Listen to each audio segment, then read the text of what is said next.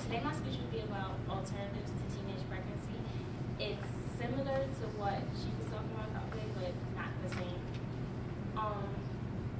If you guys think about it, we all come from some type of family who teaches us how to work hard and how to basically find a way to support ourselves.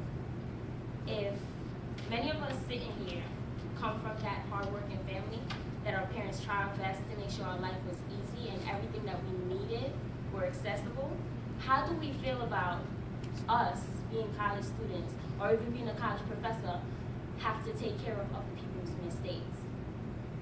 The United States has the highest rate in teenage pregnancy.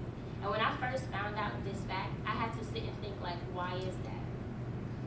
So while growing up, I had 3 sisters. Each of my sisters have a child.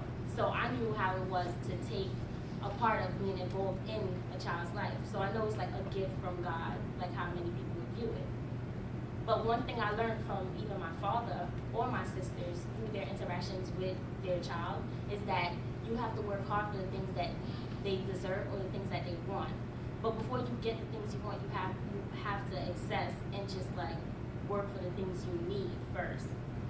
So in my opinion, we're given crutches, especially in the United States.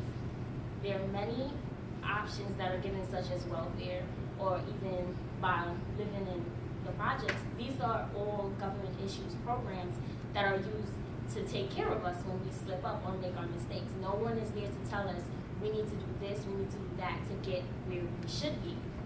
So we see it through Facebook, Twitter, or even Instagram. Have you ever had a friend?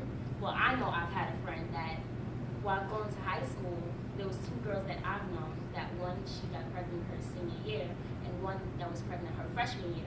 So it's on 2 different spectrum of life. It's like, if I'm pregnant my freshman year, where do I go? Do I continue with taking the choice of basically having an abortion because there's nothing else that they feel like they can do? Or as a senior, do I continue and finish school and then, continue on with your education? The freshman, she chose, the path with the abortion. And the senior, she had her child, but she never continued her education. So it's like, where do you go from there? What do you do? So on Facebook, when people post pictures of either their sonograms or being pregnant, it's accepted. So you have to sit back. Me being a logical individual that I feel like I am, I wonder, why is this so accepted?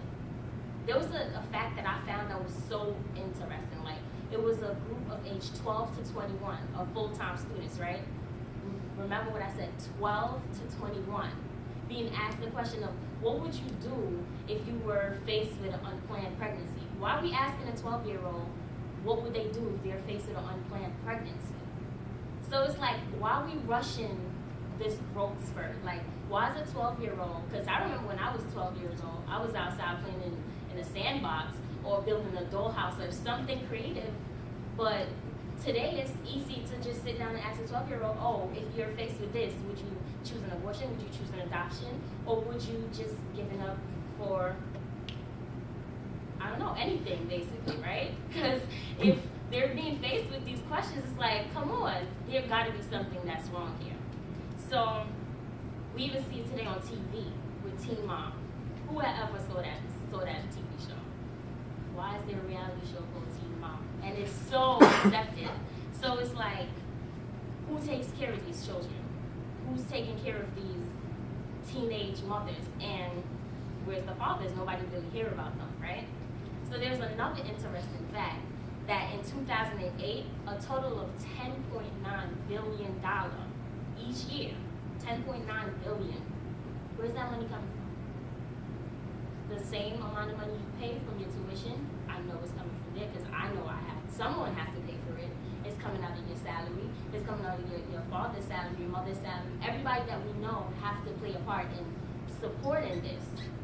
So maybe if we take away these crutches that they have, what would they do next, right? Because sometimes I wonder, what will you do next? So when I looked at the poll from the 12 to 21-year-old, 22.5% chose abortion. Okay, 24.2% chose adoption. but there was a 53.4% who chose to be mothers. 53.4%. We're not asking them, what would you do for food? What would you do for clothing? What would you do educational-wise? How would you get a job? What's going to be next? You're only thinking about what's here now. When I also found this out, I had to think, why is there only 3 choices?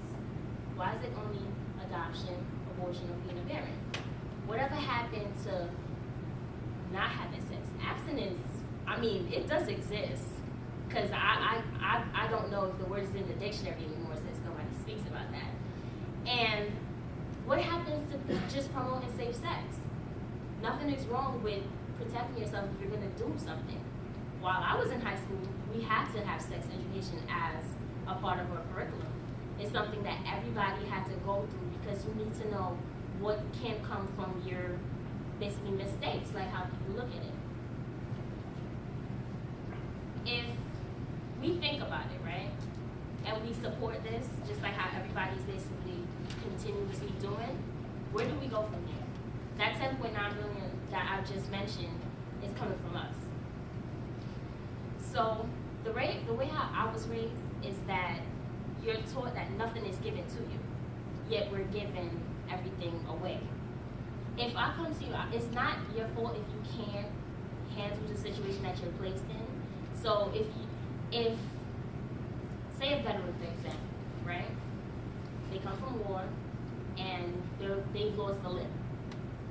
They can't find a job. That's fine. I think that's necessary for the government to help someone who's in need. But how do you help someone who's they're capable of doing something, they can work, but we have so much people who are either on welfare, who live in the projects, who are not seeking so many opportunities that's given. Because if you don't finish high school, they have GED programs, which are free. Why aren't they taking a better step to get there? Why is it that they feel that they have to fill out these forms to get everything for free? But we sit here in college and we have to pay for it. I don't want to sound like an angry person basically talking about this, but it's just like, why is it that every time these are only the three options?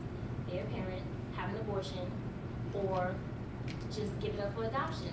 Why can't we sit and really think about it like, this decision that I'm about to make will be something drastic.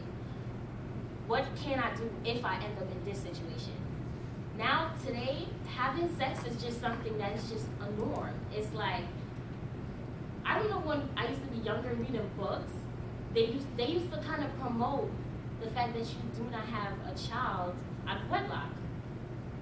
There's not that anymore. There isn't the idea of getting married first, settling down, then having a kid. It's, oh, if you have kids, oh, that's fine. Just like when you bring it back to social media, it's so accepted. Because if today I post up a post saying, oh, I'm pregnant, or it's a boy, I probably have 120 likes. What if a 12-year-old does that? She has 120 likes also. There's no age limit. There's just the criteria to look at it like you should take a step back to look at what you want in life. It's like we're rushing so fast to grow up that nobody's understanding that we can't do that anymore. So who do we blame? Do we blame ourselves or do we blame their parents? There was also another statistic that I found that many people feel the need that they don't want to either keep the kid simply because of the idea that they'll get kicked out, their parents won't like it. Where was that idea beforehand? Why is it that we only think about in the moment? Where's that thought of, I might get in trouble? So, in my opinion, I don't feel like we can blame anybody but ourselves when we cause that to happen. But we have to take a step back and also blame other people, like the government, for creating these pressures for these people. Because if they're giving them these handouts, why wouldn't they take advantage of it? So, I mean, everyone is and was raised differently, just like I've said that I was. But why should we continue to pay the price, whether it be money or being even judged by our own generation? Because I know many female male sitting in today's classroom, when you walk outside, you're judged in many different ways.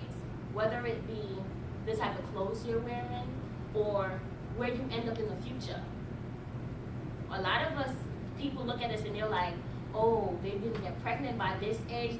That's so good. It's like, it's an award to not fall into that statistic.